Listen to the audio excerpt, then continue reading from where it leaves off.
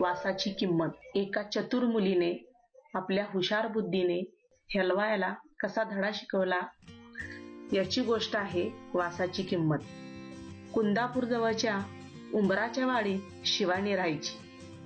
8-9 वर्षांची शिवानी होती भारी चतुर. रविवारी कुंदापूरचा आठवडी बाजार भरायचा. शेतातील भाजी विकायला शिवानीचे आई बाबा जायचे. सुट्टीमुळे सोबत शिवानीही जायची. शिवानी आई बाबांना हिशोबात मदत करायची अन अधूनमधून बाजारात चक्कर मारायची. भजी किंवा भेळ खाणे हा तिचा आवडता उद्योग.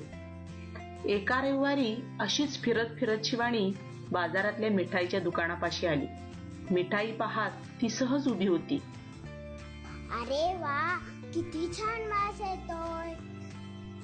हलवाई तिच्याकडे पाहत होता. तो गल्ल्यावरून उठून शिवानीकडे आला. ए मुली, चल पैसे काढ. कसले पैसे?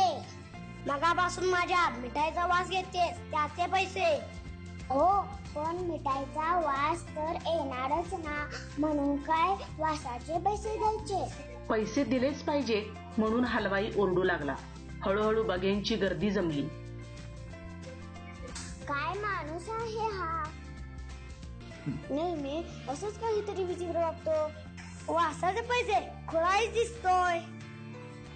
ठीक आहे, थांबा, मी पैसे घेऊन येते.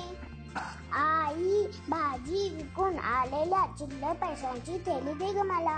का ग, काय झालं? कशाला पाहिजे?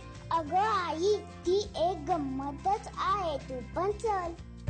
चिल्लर पैशांची पिशवी घेऊन दोघी निघाल्या. मिठाईच्या दुकानापाशी गर्दी तशीच होती. वाट काढत त्या दोघी हलवायापाशी आल्या. हातातली चिल्लरची पिशवी शिवानीने वाजवली. 1दा 2दा 3दा खुळखुळ आवाज आला. गर्दीतले लोक शांत होऊन ऐकत होते. मिळाले पैसे? कसले पैसे? कुठे मिळाले? अहो, तुमच्याकडून मी काय घेतलं? मिठाईचा वास. त्याची किंमत काय असणार? पैशांचा आवाज. बरोबर की नाही?